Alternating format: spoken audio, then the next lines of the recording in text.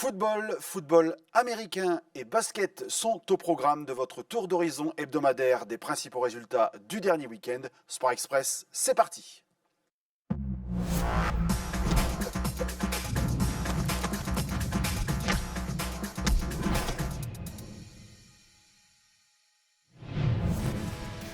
Salut à toutes et à tous, ravi de vous retrouver sur ILTV pour un nouveau rendez-vous avec les clubs et les sportifs de l'agglo. Hénin-Carvin, on débute notre tour d'horizon des principaux résultats avec le football féminin. Alors que la dernière victoire des Héninoises remonte au 9 novembre dernier en championnat, elles ont été tenues en échec ce dimanche par Cambrai, un but partout. Pas d'évolution donc au classement. Le FCF sera de nouveau à domicile dimanche prochain. Ce sera contre Villeneuve d'Ascq. Chez les messieurs, on disputé ce week-end les huitièmes de finale de la Coupe des Hauts-de-France, l'ex-Coupe de la Ligue. Montigny a été sorti de la compétition sur la pelouse de la réserve de Béthune. Place désormais à l'essentiel, c'est-à-dire le maintien en Régional 1.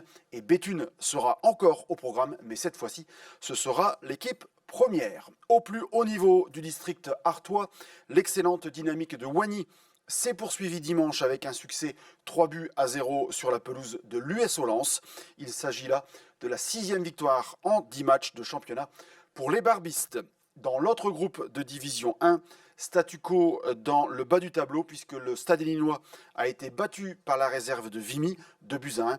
Et dans le même temps, Rouvroy a pris un point sur la pelouse de Lillers.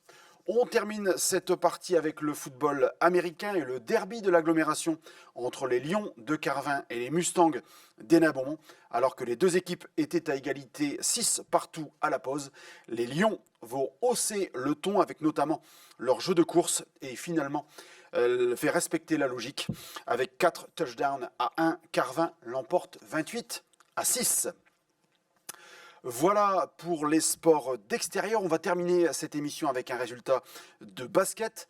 Dourges a perdu la tête samedi soir et s'incline lourdement à la salle Briquet, 55-79 contre Courbevoie. Une défaite dourgeoise qui permet à Souffelweyersheim et Rueil de prendre la main. Le rebond de la BCD est attendu samedi soir chez le 13e de la compétition, La Charité. On en parlera à coup sûr dans notre prochain numéro. En attendant, portez-vous bien et à la semaine prochaine.